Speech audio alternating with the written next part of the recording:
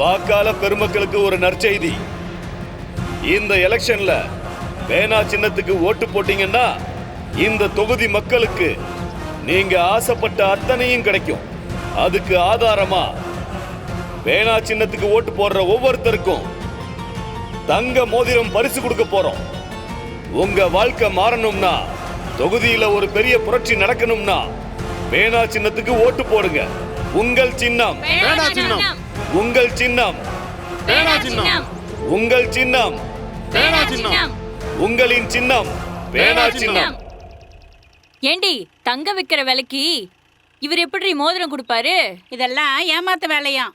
அந்த 20 ரூபாய் டோக்கன் கொடுத்தாங்கல்ல, அந்த மாதிரி ஜெயிச்சதுக்கு அப்புறம் நம்மள யாருன்னு கேட்பாங்க. அப்படிலாம் சொல்ல முடியாதுடி. அந்த ஆளு எத்தனை வருஷமா அரசியல் இருக்கான், எத்தனை கோடி கொள்ளையடிச்சு வச்சிருக்கான். கொள்ளையடிச்ச பணம் தானே ஜெயிக்கிறதுக்காக செலவு பண்ணுவான். அரசியல்வாதி கையில இருக்க காசை இழக்க மாட்டாங்க. இது அவருக்கு கௌரவ பிரச்சனை. அவர் சின்ன மருமக ஜெயிச்சிச்சுன்னா இதுக்கப்புறம் அவருக்கு அரசியல் எதிர்காலமே இல்லாம போயிடும். அதனால அவர் பொய் சொல்லலாம் வாய்ப்பு இல்ல. கண்டிப்பா செய்வாரு. டேய் நிறுத்து.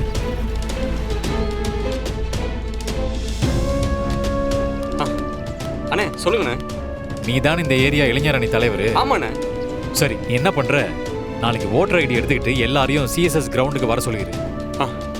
வீட்டில் எத்தனை பேர் இருக்காங்களோ அத்தனை பேரையும் கூட்டிட்டு வர வேண்டியது அது உன்னோட பொறுப்பு. சரியா? அண்ணா வந்தா என்னண்ணா கிடைக்கும்? டேய், அதான் அப்பா மோதிரம் கொடுக்குறேன்னு சொல்லி சொன்னார்ல. ஐயா ஜெயிச்சு கொடுக்குறதா தானே சொன்னாரு. டேய், இதெல்லாம் மைக்லயா சொல்ல முடியும்? பாரு, ஜெயிக்கிறதுக்கு முன்னாடி இதை கொடுக்கணும்னு சொல்லியிருக்காரு. மறக்காம அப்பாவுக்கு ஓட்டு போட சொல்லு. சின்ன ஞாபகம் இருக்குல்ல, பேனா சின்னம். சரிண்ணா. சரி, வண்டி எடு. சரிண்ணா. என்னடா? சொல்லிட்டேன்ப்பா. நம்பினாங்களா? நம்பிட்டாங்கப்பா. கண்டிப்பா நமக்கு தான் ஓட்டு போடுவாங்க.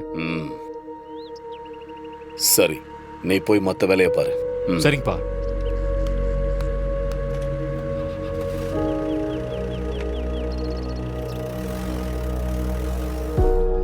ஏப்பா, நிஜமாவே ஐயா மோதிரம் கொடுக்க போறாரா?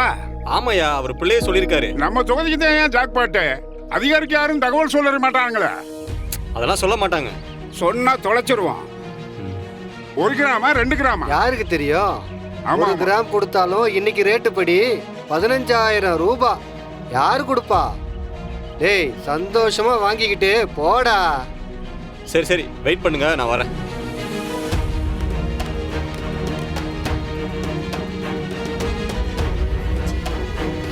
டேய், நான் தானே இங்க முதல்ல நின்ன.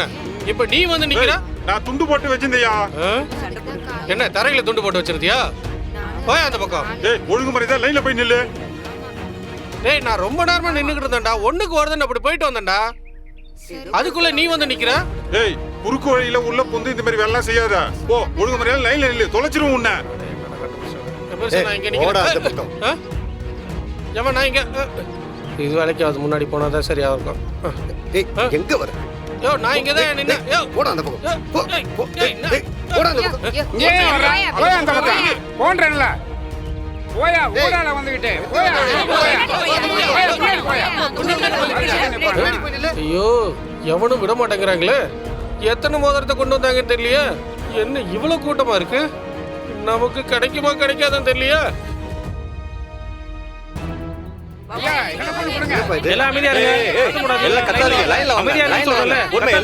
ஒருத்தர வாங்க, பின்னாடி போங்க, லைன்ல வாங்க. ஏம்பா, எல்லாருக்கும் இட்லி இருக்கு, சட்னி சாம்பார் இருக்கு, லைன்ல வந்து வாங்கிட்டு போங்க. என்னது இட்லியா? இதுக்காக தான் இவ்வளவு நேரம் காலையில இருந்து லைன்ல நிக்க சொன்னியா? மோதிரம் கொடுக்கறதா சொன்னீங்களே. இட்லி வாங்கிட்டு போய் சாப்பிடுங்க, அப்புறம் மோதிரம் கிடைக்கும். உங்க வீட்டுல மொத்தம் எத்தனை ஓட்டு? 5 ஓட்டு. 5 இட்லி கொடுப்பா. பேனா சின்னத்துக்கு ஓட்டு. உங்க வீட்டுல எத்தனை ஓட்டு? 3 இட்லி கொடு. கிடைக்குமா கிடைக்காதுன்னு தெரியலையே. உங்க வீட்டுல நாங்க பேனா சின்னத்துக்கு ஓட்டு போட்டுறணும். அம்மா எத்தனை ஓட்டு? 2 ஓட்டு. 2 போடுப்பா. எதுக்கு பிளேட்ல வச்சு குடுக்குறீங்க? இங்க சாப்பிட்டா சாப்பிடலாம், இல்ல வீட்டுக்கு எடுத்துன்னு போய் சாப்பிடலாம். உங்க வீட்டுல எத்தனை ஓட்டு? எங்க வீட்டுல 2 ஓட்டு. 2 இட்லி கொடுப்பா. நாங்கம்மா சாப்பிடறதுக்காக குடுக்குறீங்க, அதுல ஒரு நியாயம் வேணாமா? 2 இட்லி எப்படிப்பா பத்தும்? அதெல்லாம் பத்தும், நீங்க சாப்பிடுங்க. இது விசேஷமான இட்லி, சாப்பிட்டு பாருங்க.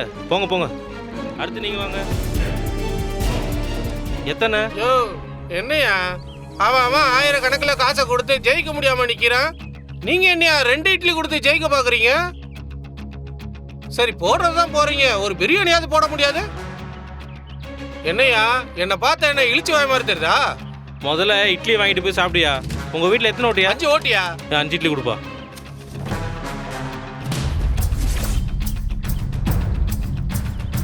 மோதிரம் தர்றாங்கன்னு சொல்லிட்டு இட்லி காசெல்லாம் இல்ல. இட்லி சாப்பிடுறியா? அட பரவாயில்ல கொடுங்கய்யா. சொல்லியா? டேய் இட்லிக்குள்ள தான்டா விஷயமே இருக்கு. என்னையா சொல்ற? ஆமாடா, ஒவ்வொரு இட்லிக்குள்ளேயும் ஒரு மோதிரம் வச்சு கொடுத்துருக்காங்க. போச்சு. நீ வாங்குறியா இல்லையா? வெளியில தெரிஞ்சு கொடுத்தா போலீஸ் பிடிச்சிருவாங்கடா. அதனாலதான் இப்படி செஞ்சிருக்கிறாங்க. மோதிரமா இட்லிக்குள்ளியா? ஆமாடா, நீ 5 இட்லி எடுத்த இல்லையா, 5 இட்லிக்குள்ளேயும் 5 மோதிரம். ஐயோ இட்லி போச்சு. 5 கிராம், அரை பவுனுக்கு மேல.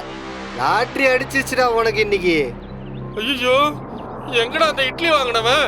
இட்லி வாங்கினவன் எங்க போனான்னு தெரியலையே. டேய் நில்றா. டேய் டேய் டேய் பிரிக்காதடா. டேய் முதல்ல அந்த தட்டுல இருக்க இட்லி குடியா. எது பிச்சைக்காரங்கிட்ட போட்டது திரும்பி கேக்குறிய? உனக்கு வெக்கமா இல்ல? யோ அதுக்கு காசு வேணாலும் தரையா, அந்த இட்லியை கொடுத்துறியா? எனக்கு பசிக்குதியா, நான் தரமாட்டேன். இன்னொன்னு சொல்றேன், ஒரு தடவை வாங்கினா இன்னொரு தடவை திருப்பி கொடுக்குற பழக்கம் எனக்கு இல்ல. யோ கையெடுத்து கும்பிடுறியா, அந்த இட்லியை கொடுத்துறியா? அந்த இட்லியை வச்சுதான் என் குடும்பத்துக்கு இன்னும் 1 வருஷத்துக்கு கஞ்சியை ஊத்துறியா? இந்த 5 இட்லி வச்சு 1 வருஷத்துக்கு கஞ்சி ஊத்துவியா? என்கிட்ட போட்டா திரும்பி வராது. நான் கிளம்புறேன். இந்த சாப்பாடு எனக்கு தான். என்ன மாமா, என்ன பிளான் பண்ணாலும் எல்லாத்துலயும் நம்ம தோத்துக்கிட்டே இருக்கோம். எல்லா வீட்டுக்கும் பணத்தை டோர் டெலிவரி பண்ணலான்னு பார்த்தோம், அதுவும் சொதப்பிருச்சு. இப்ப இட்லிக்குள்ள மோதிரத்தை கொடுத்து பார்க்கலான்னு பார்த்தா அதுவும் ஃபெயிலியர் ஆயிடுச்சு. இப்படி எலெக்ஷனுக்கு முன்னாடியே நம்ம போடுற பிளான் எல்லாம் சொதப்புனா எப்படி மாமா நம்ம ஜெயிக்க முடியும்? என்ன நடக்க போகுதுன்னு பதட்டமா இருக்கு மாமா. என்ன சொல்ற? எலெக்ஷன்ல நீ தோத்துருவ, எனக்கு பெரிய அவமானம் வந்து சேரப்போகுதுன்னு சொல்றியா? ஐயோ இல்ல மாமா. மீனாட்சி, நான் ஒன்னும் உன்னை நம்பி இந்த தேர்தலில் உன்னை நிக்க வைக்கல. என்ன நம்பி, என்னோட அரசியல் அனுபவத்தை நம்பி உன்னை நிக்க வச்சிருக்கேன். நான் ஜெயிக்கிறதும் தோக்குறதும் வேணா உனக்கு சாதாரணமா இருக்கலாம், ஆனா எனக்கு இது மான பிரச்சனை. எதிர்கட்சிக்காரங்கிட்ட தோத்தா கூட ஒரு விதத்துல கௌரவம் தான், ஆனா நான் பெத்த பையன் அவங்கிட்ட தோத்தேன்னு வச்சுக்கோ,